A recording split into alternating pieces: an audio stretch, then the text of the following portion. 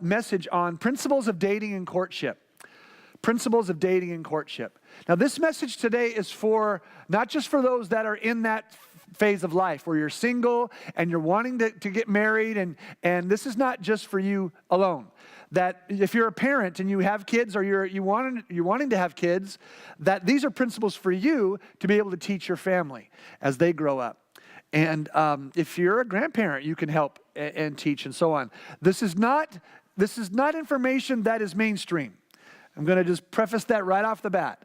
That I'm going to say some things today when you're going to kind of go, whoa, really? That's where we're going. And I'm going to say it's absolutely. And I'm going to explain why and walk you through the principles today. I want to start with a scripture, though, out of 2 Chronicles 12, 9-11. It says, when Shishak, king of Egypt, attacked Jerusalem, he took everything, including the gold shield Solomon had made. So King Rehoboam made bronze shields to replace them. Now, I know you're thinking right now, what in the world does that have to do with dating and courtship? Well, this is an interesting story in the Old Testament, and let me give you a bit of background, and I think you'll understand. King Solomon, the great, rich, mighty king of Israel, had built the most magnificent temple that the world has ever seen. Probably the richest man who ever lived on the planet was King Solomon. And in his temple, he made these gigantic golden shields. And whenever there was a procession, say when he would come into town from traveling, or when there was a parade of some sort, he would get people to carry these gold shields in the procession. And it was the revelation of this beautiful, magnificent glory of the riches of the king. However, when Solomon died, his son Rehoboam took power, and Rehoboam wasn't as wise as Solomon. And in his leadership, he weakened the country, and the king of Egypt came in and ransacked Jerusalem. When they came in and ransacked the city and ransacked the temple, they stole all the golden shields. Well, Rehoboam didn't want to, lose glory, but he didn't have any more gold anymore. So what he did was he created bronze shields instead. And he would lead his processions and his parades with the bronze shields. Now, if you were a person who maybe lived through both generations, you had a little bit of understanding about, I remember the glory days, and now it's less glorious, from the gold to the bronze. But what if you were born in the time of Rehoboam? You didn't have any idea about the golden era. All you knew was the bronze era. You didn't realize that what you were so excited about was just a cheap copy of the original glory. I want to propose to you today that God has a golden idea for how to choose a mate, for how to develop your relationships. And I'm going to say this right off the bat, that the whole mechanism of dating is a bronze shield. It's not that which God would want for us in a perfect, pure, full, abundant way. But we've settled for bronze. I'm not saying dating is a sin. Nowhere in the Bible does it say that dating is a sin. But I think after I present to you today that you'll understand that there's a better way. That God's way is golden, but we've settled for a cheap imitation. Let me explain to you what I mean by when I say dating. Dating defined means it's a lifestyle of exclusively giving yourself in a relationship that does not have marriage as its intended end. Okay, this is crucial. This doesn't mean, when I'm talking about dating today, it doesn't mean that you went to a coffee shop and had a drink with someone of the opposite sex and you're just hanging out. That's not what I'm talking about. There's no sin there, although we always have to watch our boundaries and make sure that we're not slipping into places we shouldn't go. This is our cultural lifestyle, that this is expected of our young people, our 20s, anybody who's single, that a dating lifestyle is expected, but we've diluted this mechanism to a place where we're not even intending on marrying a person. We just want someone in our life. We just want to exchange intimacies. We want to exchange physical relationships. And we really don't intend on marrying the person. It's just something we do because, well, I like you and you like me, and so let's do it. And that's where we live today. Students, I hear all the time asking their parents, how old do I have to be before I get to date? Well, why do you want to date? Well, because we're going to dig through all of this stuff today and find it. So when I'm talking about dating, it's that particular definition. And this is a dangerous message to preach. I got to admit to you. But I've had enough experience, got enough years now where I can stand here and say, without a shadow of a doubt, without any compromise, without any apologies, if you will abide by the principles that I give you today, you'll find out that your lives and the lives of your children and your teens and your 20s will be much, much, much happier. And the marriages that they enter into will be much, much, much more healthy. I presented just in a dinner time conversation these thoughts with a pastor friend of mine, and he has 3 kids, and one of them is what we would call dating age. He's 16, 17. The other young lady is 15, and we're starting to talk about this thing, and as soon as we do, the parents' eyes get big, and the kids are like getting their defenses up, and the 15-year-old girl says, well, how am I supposed to find somebody to marry then? That's the mentality today. That it will be impossible to find a spouse if dating doesn't exist. Well, why is dating a bronze shield? Why is this? There's a book by Joshua Harris. It's not a new book, but if you're interested in more information and more complete information on this, I really found the book to be wonderful and fascinating and very, very helpful. It's called I Kissed Dating Goodbye by Joshua Harris. I definitely recommend you picking up the book if you're a teen or if you're a parent. And it will help you greatly. Why is dating a bronze shield? The Bible says this, do not conform to the patterns of this world. It goes on to say, be transformed by the renewing of your mind. But this is our issue. In the church today, we have conformed to the patterns of this world. I remember growing up in youth group, I accepted Christ as a 15-year-old and had, unfortunately, at 15, already had not I would call sexual experiences, but lots of kissing, flirting, stuff that younger kids do. And it was just kind of common. And I got into youth group, there was no difference. The question was always, well, how's your love life? Who's your girlfriend now? Who are you seeing now? You're not seeing, why don't you have a girlfriend? And from the youth pastor. It was just the common culture that if you're 15, 16, 17, you should have a girlfriend, regardless of the fact that there was no maturity, there was no understanding, there was no wisdom. I wasn't anywhere near ready to have a spouse. But yet this lifestyle was encouraged with the only boundaries really that, don't be sexual. Everything else leading up to sexual things was okay. Giving your heart intimately, sharing, intimate feelings, and even, a certain degree of touching. And we'd have sermons about, how far is too far to go, physically. And there was all that stuff. And it didn't work. It can't work because it's a bronze shield. This whole concept, this whole mentality sets us up for failure every time because it's a pattern of this world. Let me walk you through a bit of history about our relationship development. Let me take you back to the early 1900s. America was very different in the 1900s. And if you wanted to meet someone or to court someone, the word dating didn't even exist then. That in the homes at that time, there was even a room in the front of houses, and they would call them courting rooms. So if you were a young man and you wanted to come to call on a young lady, you would do that in the context of the family home. You'd come and ask permission of the father or the mother if you could come and call on the young lady, and the parents would give permission, and you do that in a family context. Now that was just 100 years ago. Let me just help everybody out that says, well, how can I find somebody if I don't date? For the thousands of years prior, people found out a way how to get married. It actually worked without dating. But in the 1900s, that's the way it looked. In the 1920s, urbanization in our country kicked in. And with urbanization, there was all kinds of different opportunities that would spring up. Big cities are growing. People are flocking to the big cities. And in those cities, you have dance halls and clubs and movies and all kinds of things, casual dining, all kinds of things to do that would separate you in your entertainment life from the house. And so young men, young women could go to these various places and they could meet up and they could start to develop their relationship outside of the family home. In the 1930s, the next big shift happened, and that's the more common mainstream tool of the car.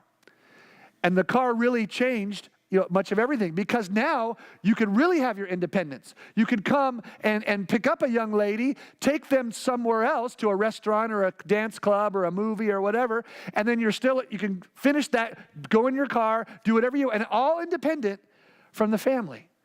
And this thought and this thinking about dating become much more prevalent. In the 1940s, after World War II, one person described it as dating prostitution. And it's kind of an extreme word, but after World War II, you've got all these men coming back from war, all these women wanting the men to come back from war, and you've got all this connection, everybody coming together, and the baby boom generation kicks in. The generation that I'm in, I'm a baby boomer from, I'm not exactly sure of the dates exactly, but that's the result of that end of the war, men and women coming together, the GI Bill kicks in, and they're able to buy some things, and they're able to get cars. And here's the way things start to happen. The young man who has the most money has the nicest car. If he has the nicest car, then that's the guy that the girls want to be with. If the young man spends money on the young lady, then he's going to expect something in return. And if she doesn't give him what he expects in return, she doesn't get asked out again. And so the girls who are most popular are not only the prettiest girls, but the girls who are willing to give the young man what they want. And so you can already start to see the spiral of what's happening here. Also in the 1950s then, this man named Albert Kinsey produced a report, which you talked a little bit about last week. It turned out to be a false report, a report full of holes. Albert Kinsey was practicing homosexual. He died of a sexually transmitted disease. The man was warped. But his study is, in some of its findings, are still being used in our sex ed, even today. It's looked at as a standard, even though it's been shown many times over to be a fallacy. But Albert Kinsey produced this report, and in 1964, sex ed in schools really became launched. With Kinsey's report, along with the former director, the former director of Planned Parenthood named Mary Calderon, they started the Sex Ed Council with a huge funding gift from Hugh Hefner. If you don't know who Hugh Hefner is, he's the founder of Playboy magazine. That his money, with Mary Calderon's Planned Parenthood mentality, with Albert Kinsey's perverted view of sexuality, created the Sex Ed Council. And Mary Calderon actually said this, quote, "A new stage of evolution is breaking across the horizon." Get this. "We must pry children away from parental and biblical influence."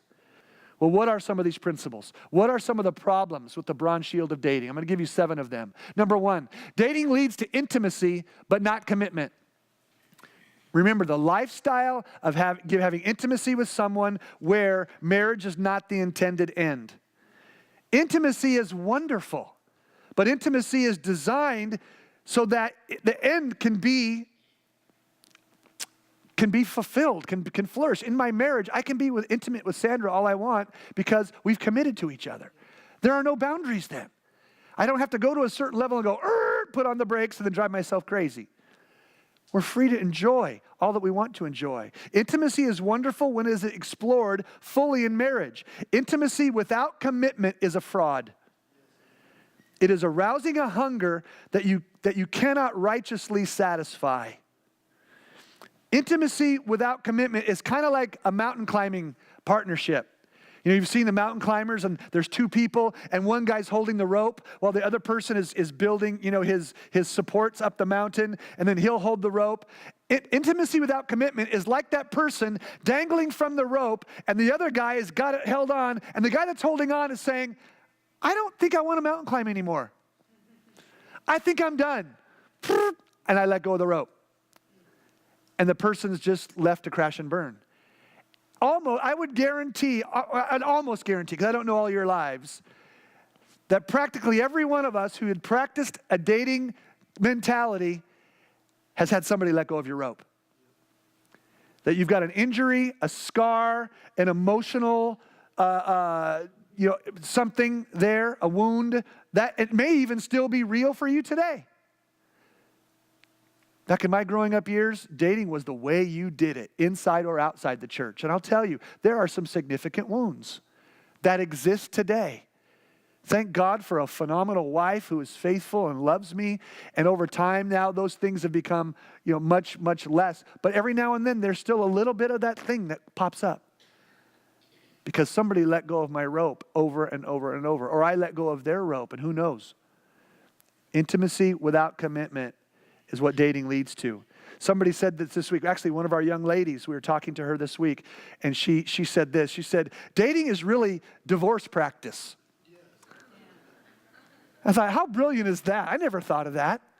And it's really true that when you're in a dating relationship without a commitment, you go through the relationship, somebody lets go of your rope, you break up, you go and cry for a while, you cry on your friend's shoulder for a while. Maybe if you're a little older, you go to a bar and drown your sorrows in some drink. But then after a period of time, now you're good to go to jump back in again. And the process repeats itself, and it repeats itself. What you're being trained to do is learn how to not follow through with commitment and to deal with the issues of separation so that we get into marriage. And no wonder it's easier to have a divorce and move on, because that's what we've trained ourselves to do through the dating relationship. It's just practicing for divorce. Here's what Scripture says.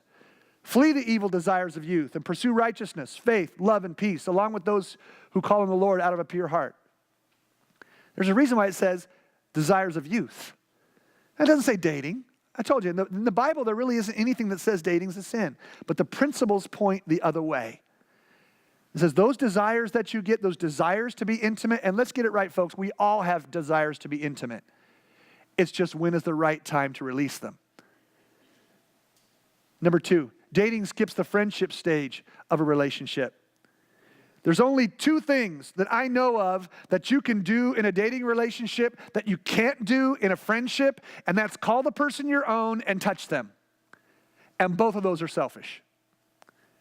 Otherwise, you can do everything else in a friendship. You can talk, you can be friends, you can go do things, you can enjoy life, you can share experiences. You can do anything you want in a friendship with another person except own them and touch them. And those are both selfish. Well, I want to touch them. Well, of course you do. But they're not yours. So you don't get to touch them yet. I don't want anybody touching my wife. Gentlemen, if we have the greeting time and I see you touching my wife in a way that's inappropriate, we're going to have one. As I would expect you would if I was touching your wife inappropriately.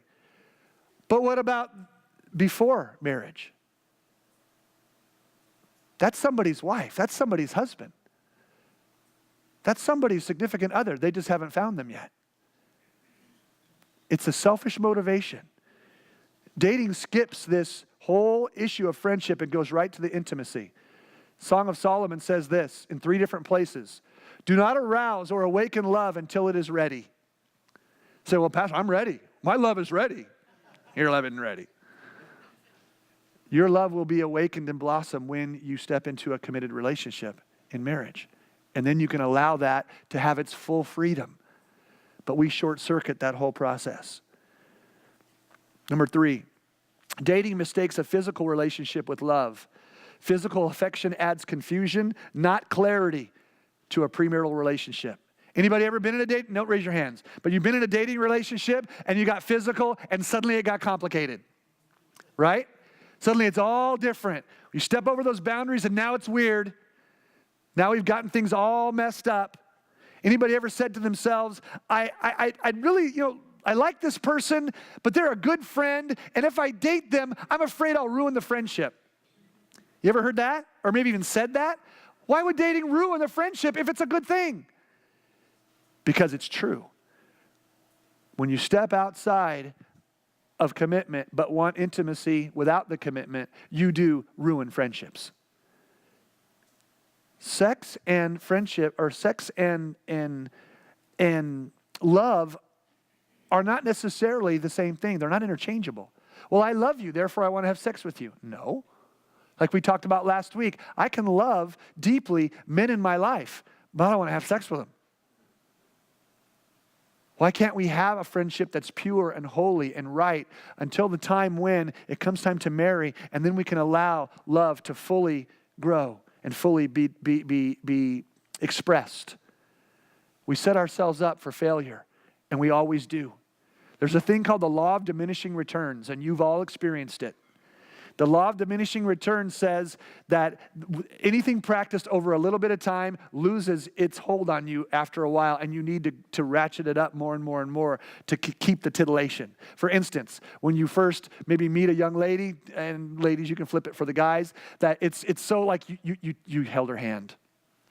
And when you hold her hand, it's like, whoa, electricity kind of shoots through you, that first handhold, and like she lets you, and it's wow, and it's like, there's nothing better than this right now than holding her hand. It's woohoo for about a month or about 2 weeks. And it's like, now it's kind of nice. I like holding her hand, but I'm used to it now. So now I want to hold her. And whoa, that's better. I can feel her next to me, and it's warm, and I can even feel how, her shape is, and it's like, that feels so good. Wow, wonderful. But now I got to go a little further. Romans, let us behave decently, not in sexual immorality. Rather, clothe yourselves with the Lord Jesus Christ, and do not think about how to gratify the desires of the flesh. That's powerful. Don't think about how to gratify the desires of the flesh. Don't think about the law of diminishing returns. If you stay away from that in the beginning, you don't have the downward spiral. You don't have to go there. Number 4, dating isolates a person from other vital relationships. Anybody ever lost a friend that was close to you because they got a girlfriend or a boyfriend? I have. Why does that happen? Because in a dating relationship, you tend to isolate yourself. You tend to be all about that person. You're all in. You're all focused. Man, I see the young people, and like, how come you don't hang around with somebody anymore? Well, they got a girlfriend. What a bummer. Why can't we be friends and then enjoy the company? In marriage, I don't ever have to worry that I have to be focused on my wife to the exclusion of you, because now we can be with you all, and we can share our intimacies because we live together. We're married. We're committed. Dating destroys that because it forces you to isolate. Unless a man is prepared to make a woman his wife, what right does he have to demand her exclusive attention? That's a question. What right do you have? You don't own her. She doesn't own you. So what right do you have to say, well, I want your exclusive attention? That's selfish. Love in 1 Corinthians 13 says, love is not jealous. Love does not envy. In other words, you can allow that person to have lots of friends and not exclusively have her or him because you're a Christian and you want to treat that person godly in a holy and pure way. We don't have any rights to exclusivity until we get married. And then you become one flesh. And that person is now yours. But the beauty of that commitment is then you don't have to possess them because they are yours. You can free them. I'm not jealous of my wife's friendships. I don't have to be. She's mine. I'm not insecure about that. In a marriage, you don't need to be insecure because you're together. You're one flesh. And dating destroys that. Scripture says, as I have loved you, so must you love one another. One another, that's a group issue. We love each other. And as we love each other, we can then set each other free to have friendships and enjoy one another. Number 5, dating distracts people from concentrating on preparing for their future. Whoops, where is it? There we go. Dating distracts people from concentrating on preparing for their future. 1 Corinthians chapter 7:32 says, I would like you to be free from concern. An unmarried person is concerned about the Lord's affairs, how he can please the Lord. Now, the same chapter 7 says, if you're going to get married, get married. It's not a sin to be single. It's not a sin to be married. It's just where you find yourself in your phase and season of life. So if you're in a single season of life, the gospel is trying to say, I want you to be free from concern, to devote yourself to the things of God, to prepare for your future. Dating short circuits that, and it gets your mind on things that you're not ready for, that you're not intending to do, and instead of working on your character, your integrity, your education, your spiritual maturity, using that single time to enjoy life and have experiences, you don't get to have that because you're focused. I can tell you this with tremendous regret. I can look back over numerous occasions where I had opportunities to really, really be all in a certain experience. But you know what? I wasn't all in because I was missing a girl back home. and it diluted the experience. And I didn't experience what God had intended for me because of this fact that I was with someone in a dating relationship. God has given you your early years or your single years to prepare you. Dating aids in wasting that opportunity. Number 6, dating makes you discontent with God's gift of singleness. What? When are you going to have a girlfriend? When are you going to get a boyfriend? When are you going to have a girlfriend? When are you going to get a boyfriend? What? Why? How about being content with where we are in our singleness, because at this point, obviously, God has a person there. And to enjoy that to its full. 1 Corinthians 7 says, now to the married I say, it is good for them to stay unmarried as I am, but if they can't control themselves, they should marry. Now, it's not that marriage is a concession. We built the whole thing when we talked about singles, that marriage is a good thing. But it says to the unmarried, it's good. Why be discontent when we can trust God and be content until the time is right that we should marry? And number 7, finally, on this first part, dating creates an artificial environment in which to evaluate another person's character. Dating's fake. It's fake. I know. It was my generation. It was dating. You put on your clothes, you act a certain way, you put on the face, you flirt a little bit, you have all your charms, you have all your jokes, you have all your stuff for the whole purpose of getting her attention. And then wonder why when you get married, the thought comes, wait a minute, you're not the person I married.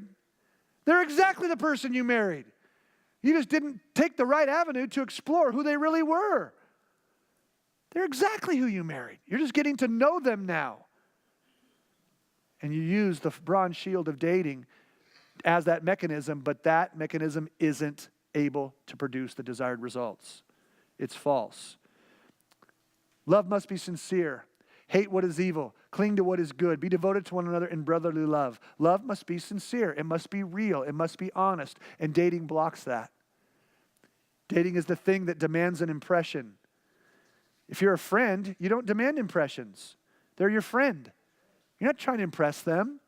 You're just with them because you're in a friendship. And it's not complicated by intimacy over boundaries. It's not complicated by sexuality over boundaries. It's not complicated by possessiveness. Please see our website at www.alagonline.com. That's www.alagonline.com. Or you can call us at area code 408-252-2668. Our address is 10,100 North Stelling Road in Cupertino, California.